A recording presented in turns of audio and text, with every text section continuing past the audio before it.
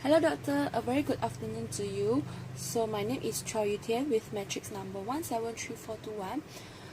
Before I start on my topic, actually I wanted to do this video in my lab while I'm doing my experiment, but there were too many people in the lab and it was noisy and I was quite shy to take a video of myself talking to the phone in front of everyone. So here I am in my room alone. So I would like to tell you about my final year project topic. So I'm working on polymer, and my topic is the synthesis and characterization of copper nanoparticles with different amount of rice straw. So before that, I would like to talk about nanoparticles, nanotechnology. So nanotechnology is a new science invention that deals with all the materials which size from 1 to 100 nanometers, which we can tell that it's very tiny.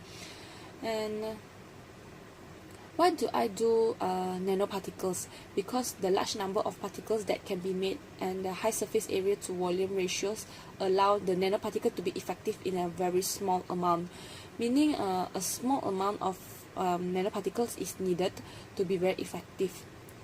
And also it has a very unique properties, which is, okay, so let's say I take copper. So we have copper metal and also copper nanoparticles. So both of them will show different physical and chemical properties.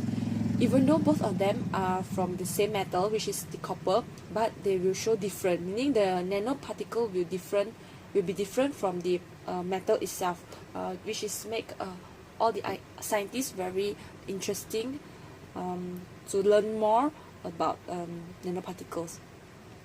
So copper nanoparticles, they are also attracting increased attention because of their quite similar optical and electrical conducting properties if compared to gold and silver. But the good thing about copper is that coppers are cheaper than gold and silver. That's why a lot of scientists is working on exploring more about copper nanoparticles. So in my final year project, to synthesize copper nanoparticles, I use chemical reduction method.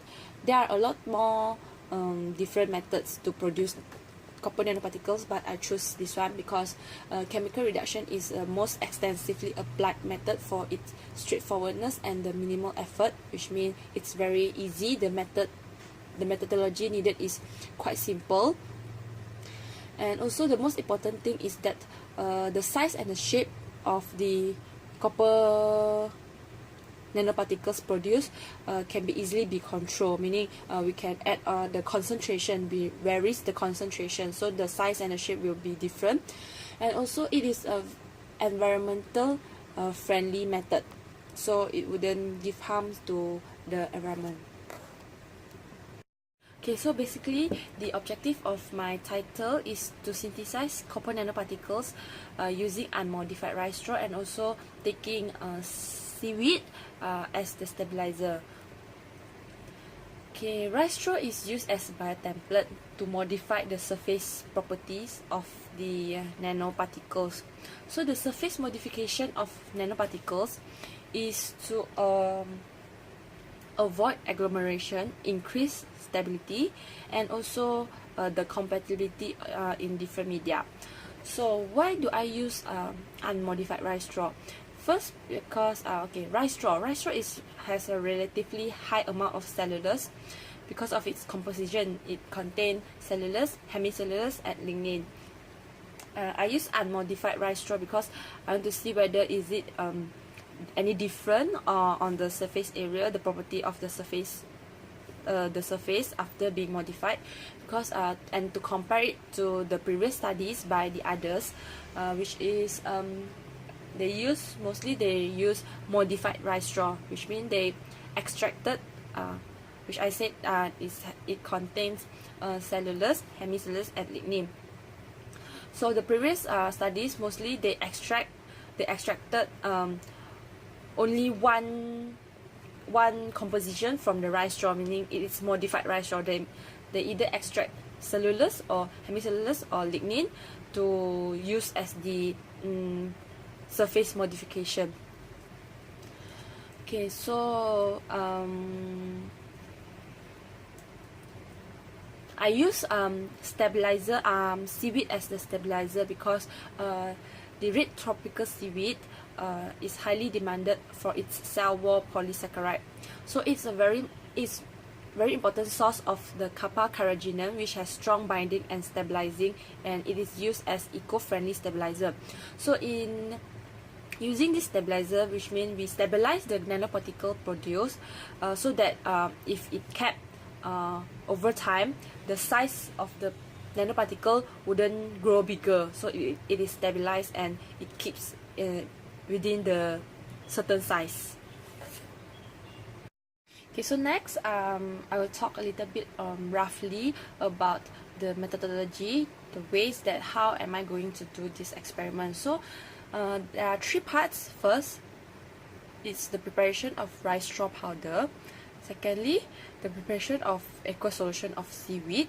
And then the last part is to synthesize the copper nanoparticles. Actually, it's very simple to prepare the rice straw powder. First, the rice straw was washed under running water and also distilled water and dried over the oven. And then the rice straw is ground by the grinding machine and then was sieved because to have the smaller size of the powder.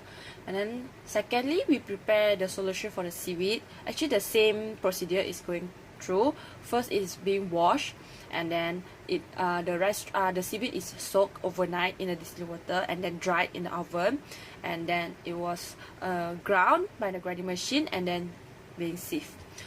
So during the day that I want to synthesize the copper nanoparticles, okay, so a different ratio of rice straw powder is being used.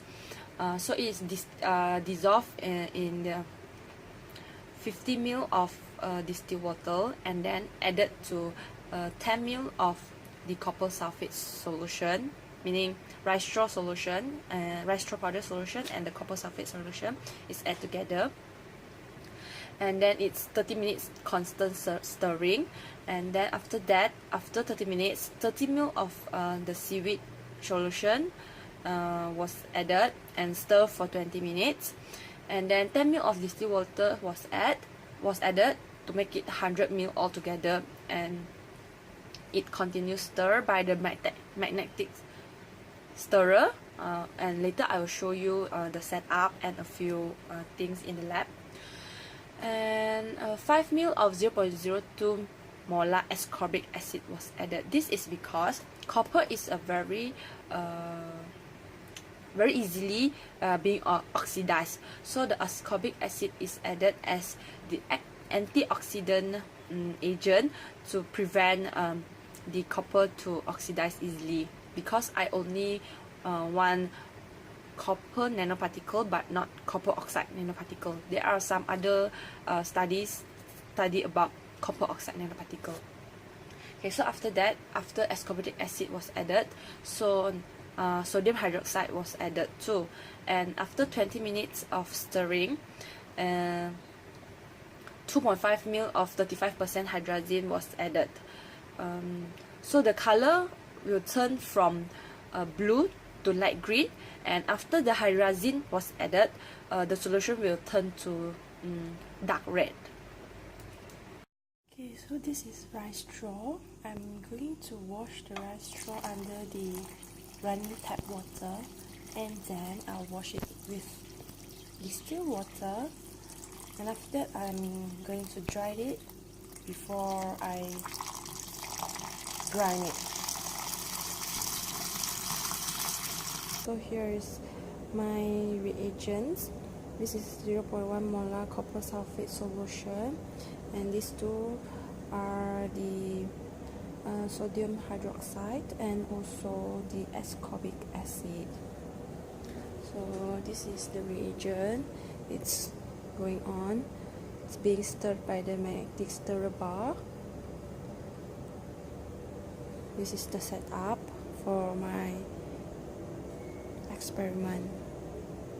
After almost 1.5 hours. So here's the product, the copper nanoparticles.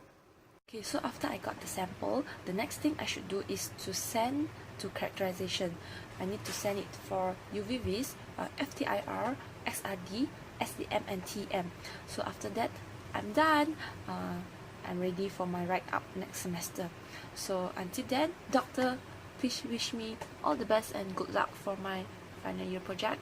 And that's all from me. Thank you. Bye.